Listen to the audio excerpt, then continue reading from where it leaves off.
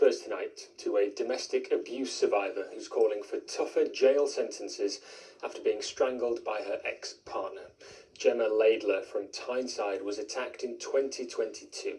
Since then, she's been campaigning for longer sentences for non-fatal strangulation when someone is choked but doesn't die. A warning that Amy Sutton's report contains extremely distressing content throughout. Get out! Get out! You're about to see what it looks like when what was a loving relationship turns into brutal violence. Like an idiot, hitting a woman, pushing a woman, grabbing her by the feet. I thought I was going to die. The look of venom and rage in his eyes, like I've never seen eyes that dark before. I think I was just in shock more than anything. I'd never been physically assaulted in a relationship before, so it was very new, and I loved him with everything. So for him to do that, I was just in total shock. Gemma Laidler and Ryan Grundy were together for 3 years. She said it felt like a relationship with a future, but things changed within weeks after he moved into her home. At first, the abuse wasn't physical, but it wasn't long before Grundy took his rage out on furniture. Then he took it out on her, threatening Gemma with a knife, headbutting her, slapping her. All violent acts which escalated to eventually taking his hands to her throat. Gemma found the strength to take the footage she'd recorded to the police.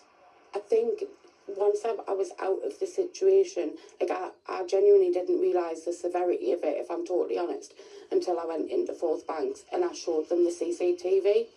And I'll never forget that officer's face. His face just drained when he watched it. And I was like, he must see so many sights. And that's when it was a big slap in the face of how serious that actually was. But thankfully at that point, I was out of the relationship. So he 100% knew that Yes. those cameras were in there Yeah. when he chose to strangle you? Yes, yeah. Northumbria Police told us while the evidence in Gemma's case is unique, the crimes are not. They said the force is dedicated to tackling this issue. Training on domestic abuse has been given to all frontline officers in their force, and they say they're in a better position than ever to arrest and charge offenders.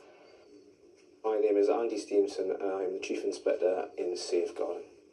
So non-fatal strangulation came in 2022 as a result of some of the challenges that we faced in investigating it. So things like actual bodily harm, for example, you wouldn't get physical injuries that you're able to look at. But also because of the severity of what that offence is. So it's not just about the act of violence and application of force, but it's also about the severity of it. Therefore, as the police, it's really important that we look at all evidential opportunities around that. It can be an indicator of controlling behaviour, of abusive behaviour, and can be seen as an escalation in behaviour right up to homicide. Ryan Grundy was arrested and charged with the offence of non-fatal strangulation. It had only become law 66 days before he attacked Gemma. The case then made its way to the courts, but what Gemma found with her case wasn't closure, only more fear, when she learned Grundy was being jailed for 14 months. And due to time already spent on remand, he was released the very same day. Since then, sentencing guidelines changed in January 2025, with custodial sentences now starting at 12 months and going up to a possible 5 years in prison. Gemma says that's still not enough. I don't think non-fatal strangulation should be non-fatal strangulation. I think it should be attempted murder, because you've got two goals, and that's to stop the person from breathing and to instill the fear in them that they're going to die. It is that choice of the perpetrator saying, I choose if you live or die. 100%, and it wasn't until recently that actually dawned on us that he had the choice to kill me at that point, but he chose not to, but he left the fear in me because I changed after that.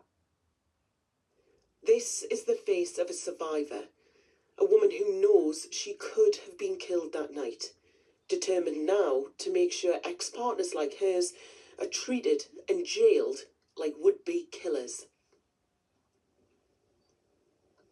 Well, a Ministry of Justice spokesperson told us, although sentencing decisions are made by the independent judiciary, new sentencing guidelines mean non-fatal strangulation committed as part of domestic abuse can carry a sentence of up to 5 years in prison.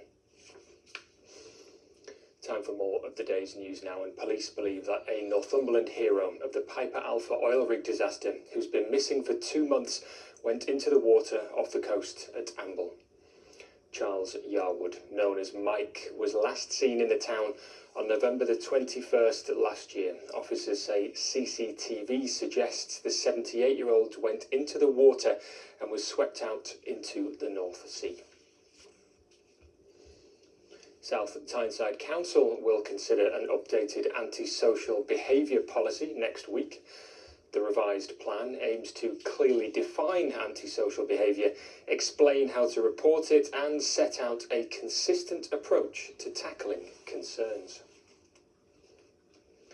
A project bringing cancer screening directly to North Shields Fish Quay is being hailed as a success. The scheme targets the fishing community and is part of a wider government pledge to improve cancer services in coastal and in rural areas. Our health correspondent Helen Ford reports. Weather like this isn't the only challenge facing the region's fishermen. Days and nights are long, meaning personal issues like health can be neglected.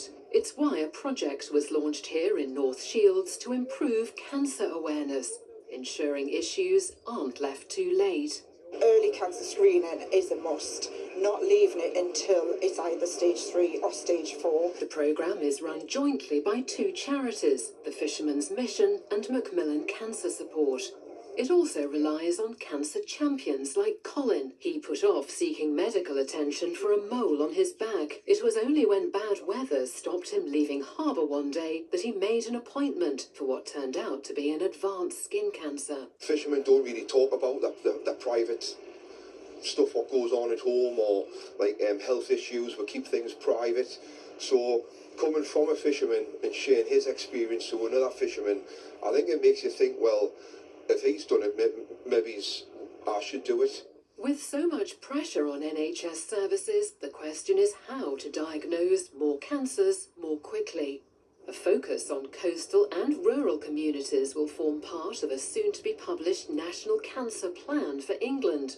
Alongside grassroots projects like the one in North Shields, measures will include increasing the number of cancer specialists and greater use of technology to spot cancers. This is an exemplar of us moving care from hospitals into communities, and what's happening here in this place is informing national policy, it's informing the National Cancer Plan, and it's helping us work out where the best staff need to be. While the government is committing itself to improving cancer care, people in this community are helping each other in the hope that more can survive the disease. Helen Ford, ITV News, North Shields. Sport briefly, and Newcastle United captain Bruno Guimaraes hasn't been ruled out of this weekend's game against Aston Villa. The Magpies skipper limped off with an ankle injury in the Champions League this week, but could be fit to face an Aston Villa side that Eddie Howe rates very highly. They've gone on a really, really good run, which, as we know, is very difficult to do in the Premier League. It's the hardest thing, and they've been able to do it, and it's elevated them into a great position. So, full credit to him and his players. And that's your lot from the late team this Friday evening. Enjoy the rest of your night. Bye-bye.